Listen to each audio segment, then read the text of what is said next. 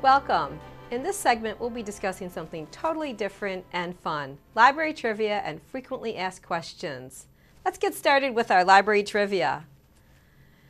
So you might be wondering, what's the largest library in the world? Currently, the largest library in the world is the Library of Congress in Washington, D.C., and it has more than 151 million items on shelving that's over 800 miles long. What is the Library of Congress? The Library of Congress is the research arm of the United States Congress, and it's also the National Library of the United States. So the library's mission is to further the progress of our knowledge and creativity for the benefit of Americans. And this is a picture of one of the Library of Congress buildings. And if you'd like to go visit the Library of Congress online, it's very simple. It's just LOC, libraryofcongress.gov. And a lot of the Library of Congress collections are now available online. So you can go into the loc.gov website and you can actually view many of their collections digitized. You can actually purchase copies of some of their items. So I would spend some time visiting the Library of Congress website. And you can also do a tour of the Library of Congress. They have really fabulous video tours. So spend some time visiting virtually the Library of Congress, the world's largest library. Let's talk a little bit about the number of libraries in the United States.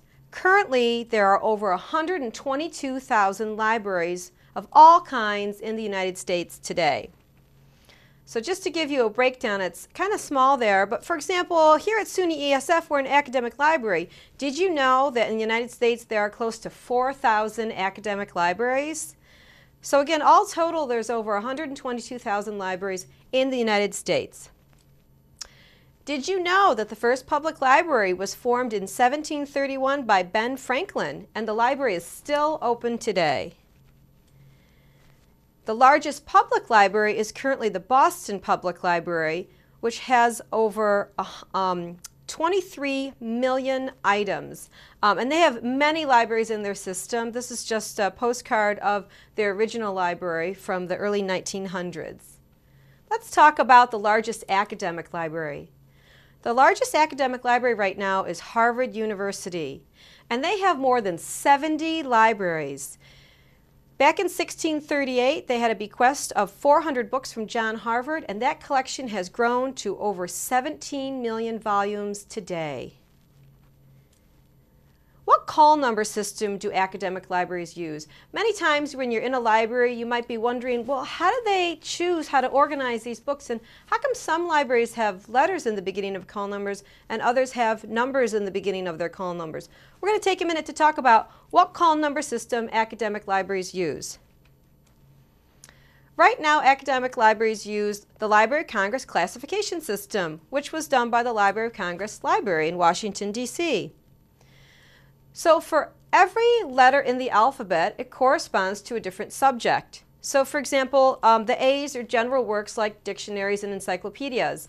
And it goes all through the alphabet. Moving on to the next page, you'll see that, again, for every letter, there's a corresponding subject. So for example, if I was in a law library, most of their collection would probably be in the K's, because K stands for law. Here at SUNY ESF, a lot of people are interested in the N's because under fine arts, an A stands for architecture. So a lot of times when you're in your academic library, you get familiar with a certain letter and you always go into your library and know that's the letter I need to go for. So if you're in an academic library and you're into architecture, any academic library you go to, you could go to the NAs and that'll always be architecture. All the Q's stand for the sciences. So again, here at SUNY ESF, you're going to be mainly in the Q's. And here's some more of the call numbers for the Library of Congress, R's and S's. Again, S's are big at SUNY ESF, and that's the last of the Library of Congress call numbers here. Again, every letter stands for a subject. So whenever you use an academic library, your call number can be used in all the other academic libraries you use because they all use the same system. What about public libraries? It's completely different when you go to a public library. The public libraries use the Dewey Decimal System. Who created the Dewey Decimal System? Melville Dewey, who worked in a library as a student assistant when he was 21, created the Dewey Decimal System.